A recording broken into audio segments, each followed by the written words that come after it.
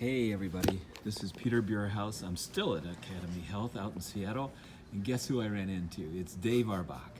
And Dave, thanks for taking some time to talk with me about the newest study that was published in the New England Journal of Medicine on Thursday, June 21. This is about forecasts of nurse practitioners, physician's assistants, and physicians, and you are the lead author. So again, thanks for taking the time. And Sure. Dave, tell us, what drove the study? What was the question that you were sort of looking at? Yeah. Well, we had been noticing for years that the numbers of nurse practitioners and physician assistants have been growing, or at least it's easy to observe the growing numbers coming out of school into the workforce. And the physician workforce itself is also not growing very quickly, despite a lot of people's best efforts. So we felt we should put all this together in a story and kind of compare the relative growth and think about what's going to happen in the future. And that really hadn't been done before. Okay, so bringing together these three workforces, what data did you use? And we used the American Community Survey. And so this is important, and this is why we were able to do it, because the ACS it's a 1% sample of the entire U.S. population, but they only started capturing nurse practitioners in 2010. So up until now, we really didn't have enough years of data to bring to bear our full workforce model and analyze what the future might look like. But with 2010 through 2016, we now finally did. So that was a great timing for us. So you used this American Community Survey data, Yep. then to analyze these three workforces. What did you find? What were the big results? Yeah, we were surprised. I can put it in a couple of ways.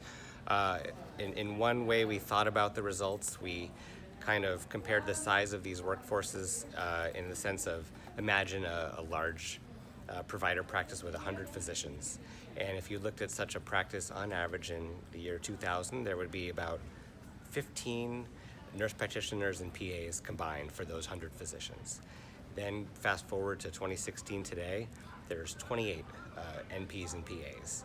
And we then project that forward to 2030, and there's about 54 for those same 100 physicians. Whoa. We thought that was a dramatic finding that really will change the way people even think about how these healthcare organizations should look and what patients expect when they go to the doctor or when they go to their providers.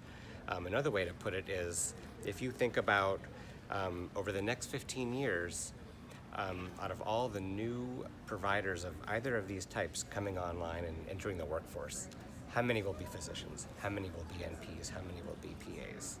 And it turns out that about 2/3 of new providers will be NPs or PAs. 2/3? 2/3, which is striking given that there's way more physicians than either of these two other groups today. So the majority of new providers will not be physicians, and that was surprising to us. Wow. Yeah. So 2/3 more non-physicians. Yeah. So what was the story with physicians?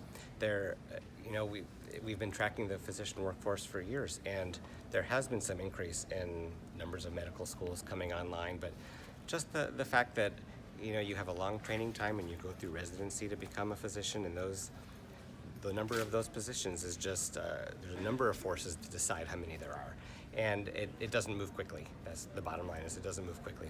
The number of slots are very slow to change, whereas you can expand nurse practitioner programs relatively easily, and there's actually 50% more of such programs today than there were 15 years ago. Wow. So that's things driving, are changing. Yeah, in a big way. So yeah. So we'll wrap up here, but what do you think are the Yeah. implications looking out in the future? What does this all mean? Yeah, good question. There's a few ways to think about that.